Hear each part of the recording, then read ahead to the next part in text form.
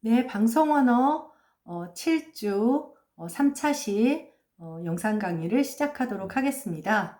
3차 시에는 지난 시간에 이어서 한글 맞춤법의 그 역사적 배경을 좀 살펴보도록 하겠습니다. 아마 여러분들이 뭐 거의 이제 이런 거를 배울 기회가 없을 것 같아서 이런 과정을 통해서 현행의 맞춤법 체계가 만들어졌구나 하는 것을 확인하는 그런 좋은 기회가 되었으면 합니다.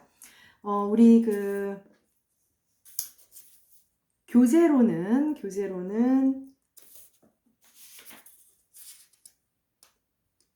네, 잠깐만요. 교재로는 지금 137쪽부터 시작을 하고요. 강의 자료 6쪽부터 살펴보도록 하겠습니다. 교재의 내용이 이제 막 한자도 많이 들어가 있고, 그 다음에 좀 뭐랄까요. 좀 그 제목들이 좀 선명하지 않아서 선생님이 이제 그 제목에 따라서 국문연구 의정안, 뭐 보통학교용 언문철자법, 보통학교용 언문철자법 대요, 언문철자법, 그다음 한글 맞춤법까지 그 1909년부터 이제 한글이 공용 문자로 선택되면서 어떻게 표기법, 그 맞춤법이 정립되어 가는지 이제 사실 이제 이때가 바로 우리가 근대의 격동의 시기죠. 일제 강점기와 6.25를 한국전쟁을 겪게 되면서 사실은 이제 한글이 세종대왕이 훈민정음을 창제했지만 여러분도 알겠지만 세종대왕이 이 훈민정음 즉 한글이란 명칭은 주시경 선생이 붙인 거 알고 있죠? 이 훈민정음을 공용문자로 선택할 수가 없었어요. 세종은 그럴 마음이 굴뚝 같았던 것 같아요. 왜냐하면 세종은 우리가 앞서 배웠던 음소적 표기 원리나 형태음소적 표기 원리까지도 서구에서의 20세기에 나왔던 이런 표기 원리까지도 이미 다 알고 있었던 것 같거든요.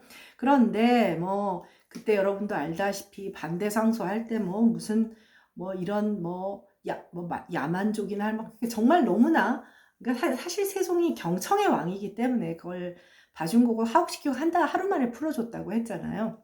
근데 너무 놀라운 건 여러분 최만리라는 사람이 이 사람도 대단한 사람이에요. 그러니까 뭐 최만리의 반대상소 한글 반대상소 올리고 그래서 정창손이나 이런 사람 정창손이라는 사람을 아는 사람도 있을 텐데 최만리가 뭐 망고역적처럼 돼 있지만 그 조선왕조의 그 손꼽히는 청백리 그러니까 청렴한 그런 관리 중에 하나입니다. 그래서 청백리였는데 이제 세종이 풀어줬어요. 하루 뒤에 하루 하옥하고 풀어주고 돌아와서 일해. 이 사람 이제 부재학인가 이렇게 됐었거든요. 그러니까 학자로서 최고의 지위에 있었던 사람이에요. 근데 이제 최만리가 주상의 뜻을 반하고 자기가 당신과 뜻을 같이 할 수 없기 때문에 벼슬을 하고 싶지 않다. 낙향을 합니다. 네, 그러니까 사실은 이제 최만리 반대 상소로 대표되는 최만리라는 사람 당대 최고의 학자였거든요. 그러니까 당시의 사고 패러다임을 보여주는 것이지 지금 우리가 600년 뒤의 가치관으로 그 사람을 판단하기가 어려워요. 세종이 이도라는 사람이 굉장히 앞서갔던 것이에요. 굉장히 앞서갔던 것이고 사실은 그 사람이 뭐 그렇게 유별나게 그런 가치관을 가지고 있었던 것은 아니죠. 뭐 지금 그렇게 말하면 우리가 4대의 대상이 중국이 아닐 뿐, 뭐 저기 교수님들 보면 얘기 들어보면 한국은 다 별 볼 일 없고 뭐 자기 유학 갔다 왔던 유럽이나 미국만 최고고 이런 표현을 하시는 교수님들도 아마 가끔 있을걸요. 대부분은 아니시겠지만 정확한 가치관을 갖고 계시겠지만 뭐 좀 그런 분들도 간혹 계시더라고요. 뭐 요즘도 그러니까요. 그래서 한글이 만들어졌지만 그 이후로 사실 공용 문자는 여전히 한자였기 때문에 말하자면 공용 문자의 지위를 갖고 있지 않으니까 어떻게 될까요? 내 마음 내키는 대로 쓰겠죠. 여러분들 우리가 카톡에서 쓰거나 뭐 인터넷에서 쓰거나 이런 SNS상에서 좀 흔히 외겨라고 하듯이 어떤 규범적 틀이 가해지지 않으면 더 마음대로 좀 쓰게 되는 경향이 있잖아요. 그러한 과정이 중세국어와 근대국어를 거쳐가면서 한글이 쉬우니까 안여자와 이제 문자의 혜택을 누릴 수 없는 하층 계급들을 중심으로 퍼져나가면서 그야말로 멋대로 쓰게 되었던 것이죠. 그러다가 20세기에 들어와서 고종황제가 대한제국을 선포를 하게 하면서 이렇게 지금 그 6쪽에 나와 있는 국문연구의정안이라는 것을 1909년에 이제 공포하게 되는데, 공포하려고 했는데, 이게 제대로 되지가 못했어요. 왜냐하면 여러분도 알다시피 금방 이제 그 일제 강점기 을사늑약을 거치게 되면서 이러한 지금 나라를 홀딱 뺏기는 상황인데 지금 문자가 문제겠습니까? 이게 참 재밌는 거예요. 그리고 여러분들 그 말모이라고 하는 영화 한번 보세요. 그 유해진이 나온 말모이라는 영화 나름 재밌어요. 윤계상하고 이렇게 나오는 건데 가끔 TV에서도 하고 그러는데 실제로 그 말모이 원고가 요번에 문화재 보물로 책정이 됐죠. 그러니까 지금 우리가 아무렇지도 않게 공기처럼 현재의 문자를 사용을 하고 있습니다만은 과거에는 이 맞춤법을 만들기 위해서 이제 특히 그리고 1933년에 뒤에 가면 맞춤법 만들고 하다 보면 1940년부터 일제가 그 태평양 전쟁을 일으키게 돼요. 그러니까 초기에는 노골적인 민족 말살 정책을 취하지는 않았습니다. 취하지는 않았는데 이제 태평양 전쟁을 일으키면서 이제 대동아 공영권을 주장하고 중국 대륙을 침략하고 동남아를 침략하면서 난징 대학살을 이렇게 하면서 어떻게 되냐면 이제 내선 일체다. 조선과 일본은 같은 뿌리다 이러면서 너희들은 우리가 지배해야 된다 뭐 이런 식으로 교육도 하고 초등학교 선생님이 칼 차고 교실에 들어오고 우리나라 애들이 당연히 모국어로서 일본어를 배우고 일본 문자를 배우고 수업 시간에 한국말을 하면 벌점을 받고 이런 식의 일이 거의 이제 해방 때까지 굉장히 좀 핍박의 시절. 그러다 보니 그때는 조선어학회 사건 아마 역사 시간에 배웠을 텐데 그럴 경우에 참 선생님이 그때 국어학자가 아닌 게 다행이죠. 그래서 깜빵에 들어가서 돌아가시거나 그런 학자들도 많았습니다. 그런데 그럼에도 불구하고 참 이게 뭐라고 지금 생각하면 여러분 잘 생각해 보세요. 이거 맞춤법 사전 만들겠다고 목숨을 건다는 것. 여러분들 일석이희승 선생은 좀 들어봤을 텐데 그 여러분들 독립기념관이 그 충북 진천에 있잖아요. 그럼 여러 가지 고문의 과정을 보여주는 밀랍 인형들이 있는데 일석이희승 선생 국어학자죠.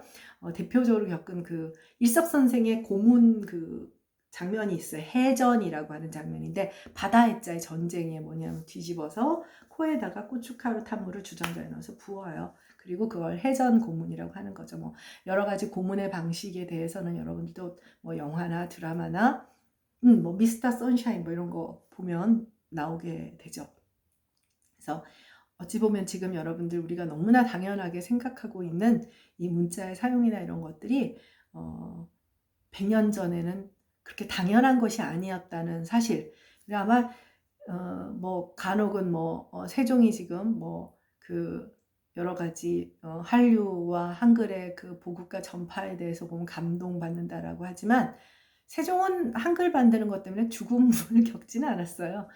그런 거에 비하면 일제 강점기에 문자와 문화를 지키기 위해서 목숨까지 잃었던 분들을 생각한다면 여러분들은 또 방송 언어도 배우고 언어 규범도 배우니까 기왕이면 좀 더 잘 쓰면 좋지 않을까. 뭐 아름다운 우리말 이런 뭐 촌스러운 표현이 아니라 좀 더 뭐랄까 품위 있게 나 자신의 인격을 쓰면 좋지 않을까. 뭐 그런 생각이 드네요.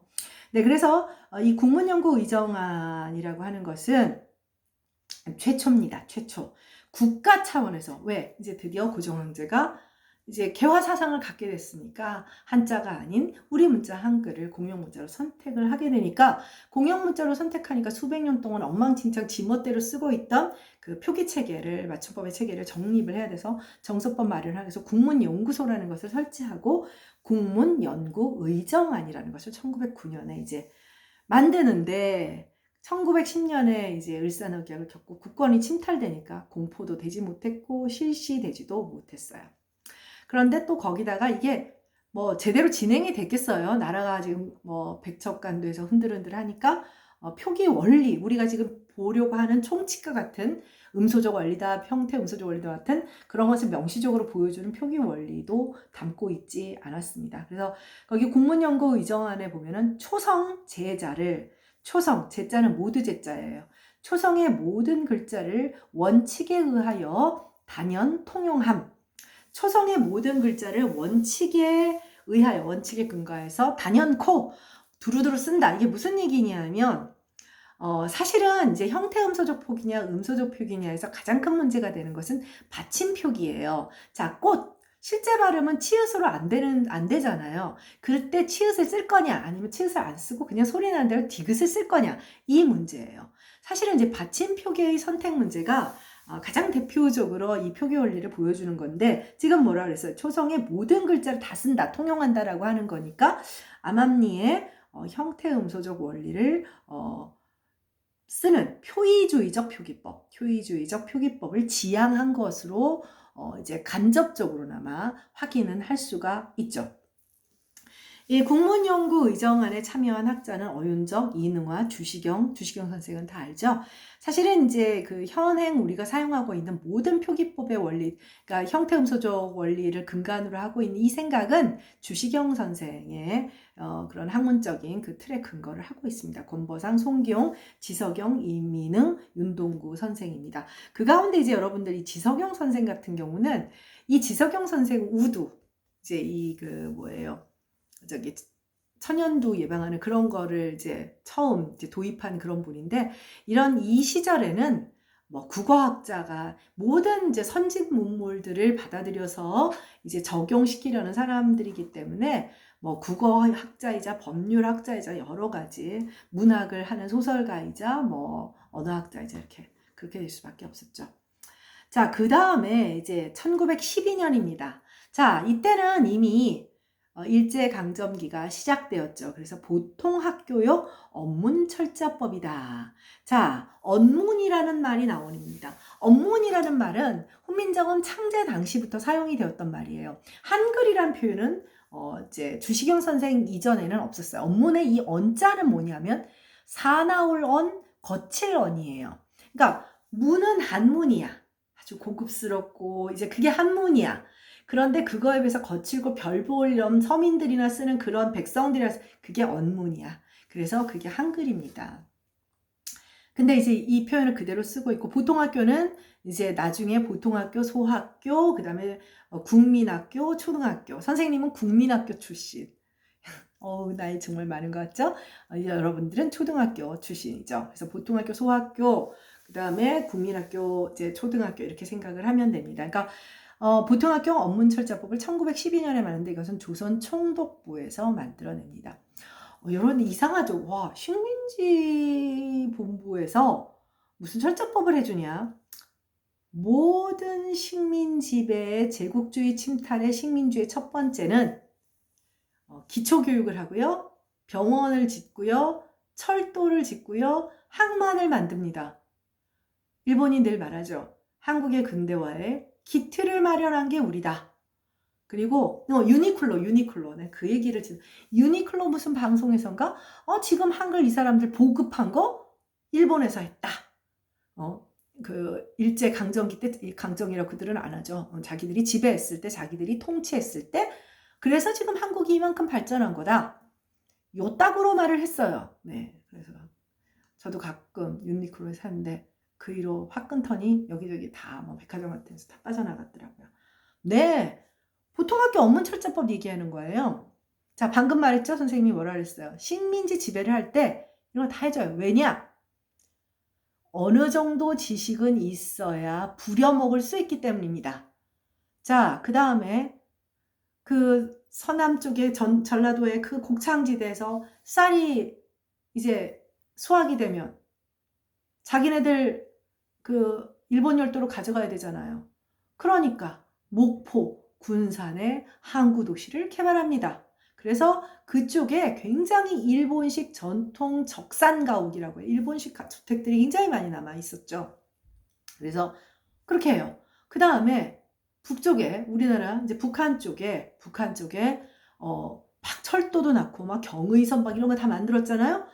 그 다음에 수력 발전소 만들고 막 그래요. 우리 위해서? 왜 수력 발전소? 그렇게 해서 철강 여러 가지 북쪽에 있는 여러 가지 자원들을 또 다 철도로 운반해서 제물포, 지금의 인천에서 또 실어 나릅니다. 자, 그런 거 계산하고 문서 만들고 또 이제 순사시켜가지고 이제 또 같은 민족끼리 감시하고 그러려면 뭐가 필요해요? 기본적인 교육은 필요하죠. 그리고 지금 여러분들 그렇고 뭐 저기 윤동주도 그렇고 일본 유학도 가고 네 그럼요. 여러분들 이완용도 처음에 항일운동했어요. 이완용 항일운동했어요. 그러다가 바뀐 거예요. 처음엔 다 항의를 했어요. 생각해본 거지. 영원히 이제 한국은 끝났다. 조선은 끝났다라고 생각을 한 거죠. 이렇게 될 줄 몰랐던 것이죠. 그래서 보통학교 업문철자법도 이게 무슨 얘기냐면 결과적으로는 종놈으로 불어먹으려고 해도 어느 정도 필요하니까 그 다음에 그런 사람들은 이제 직접 자기들이 지배하는 거를 간접지배. 그러면은 조선 사람들 중에 기층 세력들을 일본화해서 지배하게끔 통치하게끔 하는 네, 뭐 이게 여러분들 참 마지막 수업 알퐁스도대의 마지막 수업 이제 사실 뭐 그건 잠깐 있었던 일이 그런 작품으로 나온 것이고 우리의 경우에는 참 아직도 해결이 안 되었는데 원래 때린 놈은 기억을 못 하는데 맞은 놈 보고 자꾸 잊어버리라고 하니까 참 그렇습니다. 선생님은 아직까지는 그렇게 일본에 대해서 좋은 감정은 아니에요. 그래서 보통학교 업문철자법은 그렇습니다. 그래서 조선총독부에서 표음주의를 내세웁니다. 그러니까 분명히 지금 그 첫 번째 원래 국문연구의정화는 주시경학파는 표의주의 현행맞춤법의 원리와 같은데 표음주의를 문면에 놔두고 받침도 결과적으로 평음표기와 이렇게 소리 나는 대로 표기만 허용을 하게 됩니다. 그리고 여기에는 국문연구의정화에 참여했던 8인의 학자 가운데 어윤정만이 여기에 참여를 했고 우리의 학자로는 육일준, 강화석 두서랑과 일본인 학자까지 들어가 있어요. 그러니까 사실 약간 이 보통학교 업문철자법에 대한 평가는 썩 내키진 않는데 여기는 지금 우리가 표준어에 대한 얘기를 안 하고 있으니까 근데 국문연구의정화에는 표준어 얘기는 있을 턱이 없죠. 기본적으로 총칙도 지금 제대로 명시적으로 안 드러나서 그래서 사실은 이 제대로 된 모든 총칙과 표기의 원리와 표준어 규정 등이 다 나오는 거는 유감스럽게도 1912년 조선총독부에서 나온 보통학교용 업문철자법부터입니다. 그러니까 유리클로 방송인가 뭔가에서 우리가 한글 다 보급해줬다. 이럴 때는 있다고 소리가 나온다는 이런 좀 비속어적인 표현을 용납해 주기를 바랍니다. 네, 이 육일준의 서유견문이라는 책이 있죠. 육일준 씨는 이 육일준은 최초의 미국 유학생입니다. 우리나라에서 미국 유학생이고 그래서 이 사람이 그것도 여러분 되게 재미있는 게 육일준이 미국에 보스턴이 전에 갔을 때 그 지역 신문에 났어요. 뭐 조선에서 온 유학생이다. 그래서 이 사람이 쓴 서유견문이라는 책이 있고 이 책이 최초의 언문일치 문헌이죠. 언문일치는 뭐냐면 그러니까 한글로 썼다는 얘기예요. 그러니까 예전에는 우리가 한국말을 하는데 문자는 공용 문자는 한자 그리고 한자로 된 문장을 쓰는 한문이었잖아요. 그러니까 언과 구어와 문어가 불일치하는 언문 불일치. 그러니까 이런 시절이었다면 6일쯤부터 이제 구어인 한국어에 맞는 한글로 썼기 때문에 이제 근데 이 한글로 쓴 표기는 여러분들이 기미독립선문에서 보는 오등은 자애와 같은 아주 그냥 뭐라고 할까요? 좀 한문투의 표현, 네, 그런 표현들입니다. 그래도 네, 최초의 언문일치의 문헌으로서 육일준의 서유견문이 역사적인 가치를 갖게 됩니다. 그래서 거기 밑에 보면 여기서는 드디어 표기법의 원리를 보통학교용 업문철자법에서 소개를 하고 있습니다. 그래서 6쪽 하단에 보면 표기법은 여러 가지 이제 규정이 있는데 총칙에 대한 것만 지금 발췌해 놓은 거예요. 그래서 1의 3항에 해당하는 거겠죠. 표기법은 표음주의에 의하고 국문의정안과 정반대죠. 발음의 원한 뭘 원자잖아요. 발음의 원하니까 뭐겠어? 발음에다 멀다. 발음과 가깝지 않은 발음에서 멀어진 실제 발음에서 멀어진 역사적 철자법 등은 차를 피함. 무슨 얘기냐? 자, 예를 들면 발음에서 멀어진 역사적 철자법의 대표적인 것이 그 당시에 사용하고 있는 아레아 표기법이었어요. 아레아 표기법 같은 것은 이제 차를 피함이니까 뭐야? 안 쓰기로 한다. 그러니까 이제 발음에서 멀어진 역사적 표기법 버리자. 그래야지 표음주의를 제대로 반영하는 것이 되기 때문입니다. 자, 그 다음은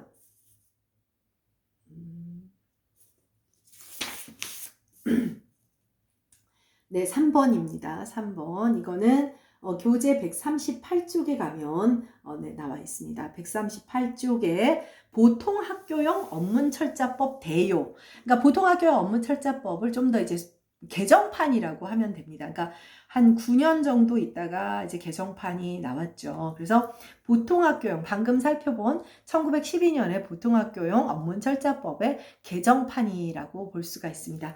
그 밑에 이제 기본 표기 원리에 대한 총칙 부분이 소개되어 있습니다. 그래서 뭐라고 되어 있냐면 보통학교용 업문철자법 대요에서는 가급적 2점은 이항이란 뜻이에요.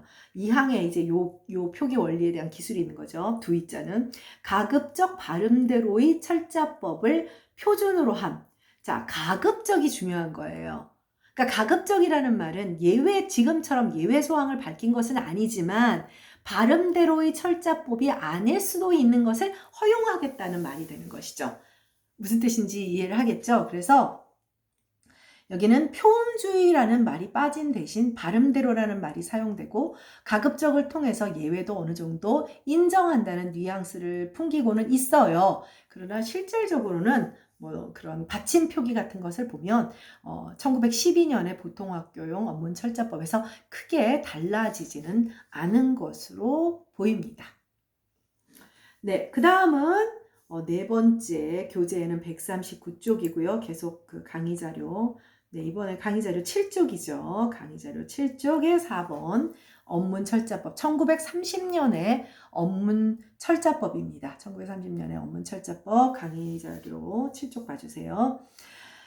이제 또 한 9년쯤 있다가 업문철자법이 나왔습니다. 참 열심히도 고치고 있는데 근데 사실은 이제 이때부터가 1930년부터 요때부터 우리가 그 아까 말했던 영화 말모이 같은 것에서 나오는 이제 그러니까 일제히 노골적인 수탈이 시작돼요. 모든 식민지가 그래요.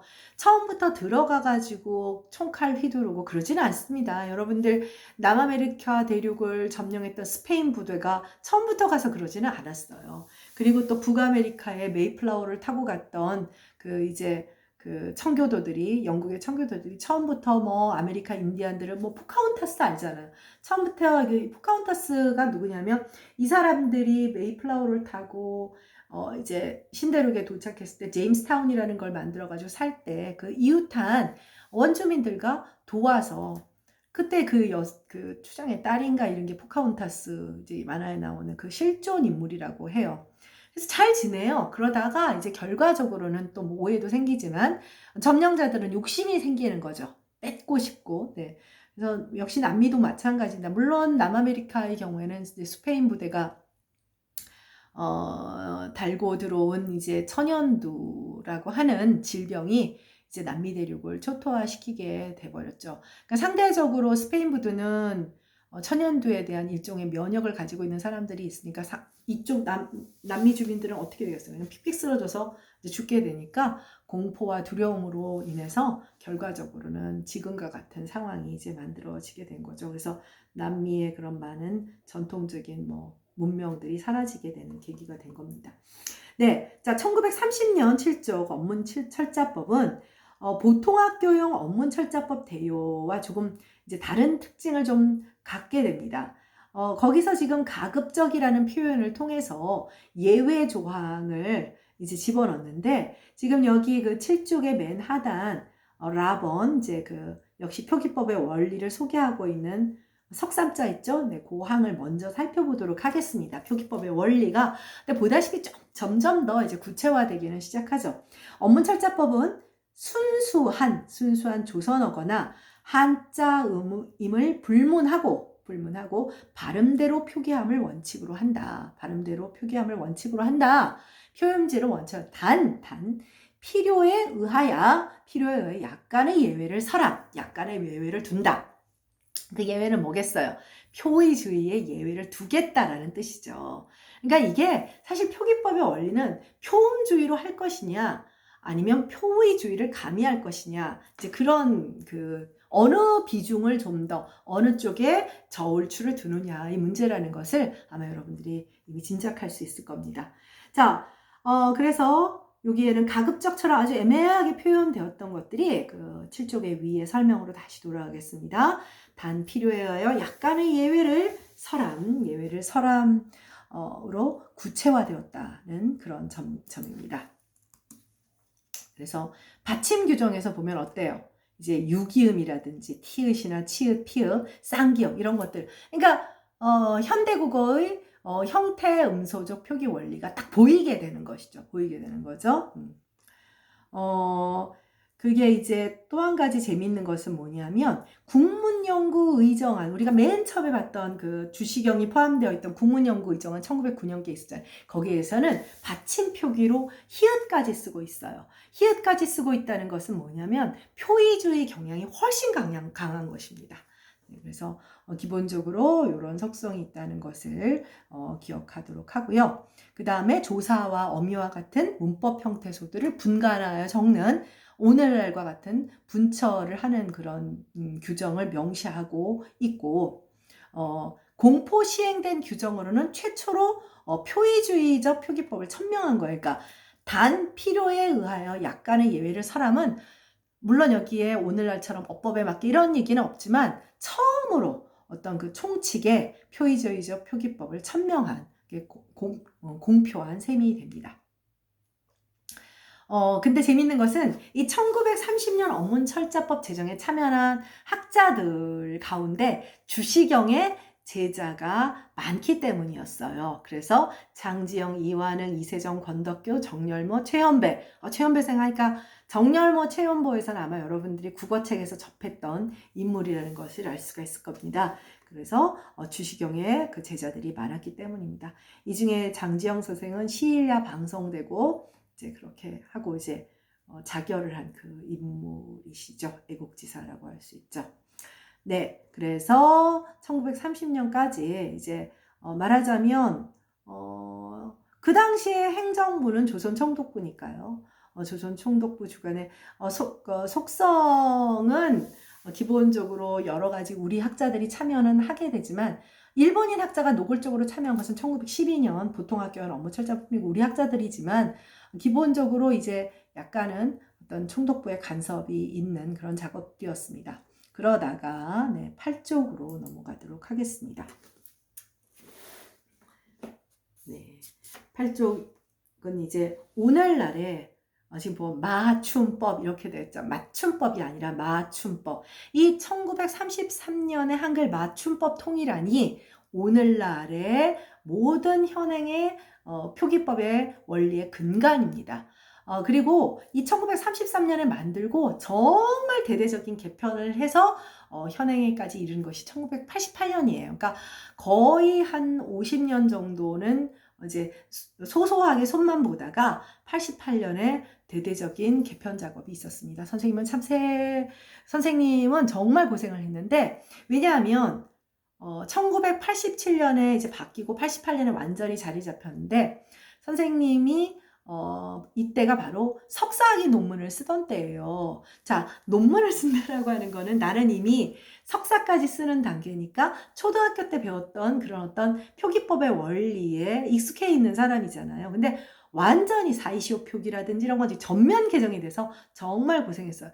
그러니까 한 예로 대표적인 게 뭐냐면 사이시오 표기가 완전히 달라져서 오늘날에는 여러분들 아무도 고민하지 않고 머리말 이렇게 쓸 거예요. 근데 그전에는 시옷을 굉장히 많이 머릿말 썼고 지금은 우리의 논의의 초점 이렇게 쓰죠. 옛날에는 초점, 그 다음 뭐 넷과 웻과 이렇게 간판이 그렇게 되어 있었다니까요.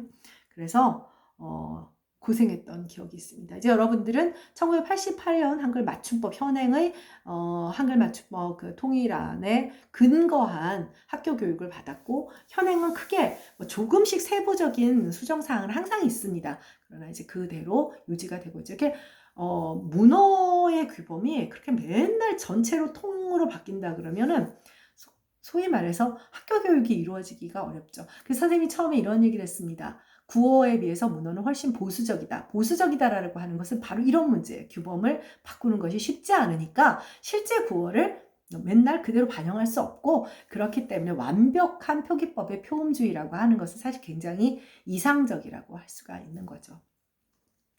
네, 그래서 1933년 한글 맞춤법 통일안을 한번 살펴보도록 하겠습니다. 우리 교재는 140쪽, 네, 140쪽에서부터 이제 여기가 쭉 나오는데, 현행 한글 맞춤법에 1980년에 직접적 그 강의 자료 8쪽을 봐주세요. 한글 맞춤법 통일안이다. 한글 맞춤법 통일안이 나오기까지 3년에 걸치는 동안 모두 125회의, 그러니까 사실 이제 1930년에 이제 기본적인 틀이 있었죠. 그리고 그 3년 동안 모두 125회의 회의를 가졌다는 사실을 보면 정말 굉장히 큰 고민이 있을 때 가장 대표적인 뭘겠어요? 결국 표음주의에 저울추를 두느냐, 표의주의에 저울추를 두느냐. 그럼 결론은 뭐겠어요? 표의주의에 저울추를 둔 거죠. 우리가 꽃이라는 형태로 형태소를 고정하는 표기를 선택하고 있으니까요. 참여한 학제도 도폭 확대가 되어서 이제 권덕규, 신명균, 장지영, 정열모, 최현배, 이세정, 네, 그 다음에 이후에 김윤경, 박현식, 이극노, 이병기, 이희승, 이은재, 정인섭 선생님 같이 여러분들이 국어 교과서의 초창기 국어학자들이 모두 참여를 하게 되고, 이분들이 1940년대 이제 그 태평양 전쟁 해방 직전에 이제 한참 일제의 그 뭐랄까 그 조선 조익이 극렬한 그런 애국지사에 대한 그런 여러 가지 고초에서 많은 그런 고초를 겪으셨던 그런 분들이라고 할 수 있죠. 네.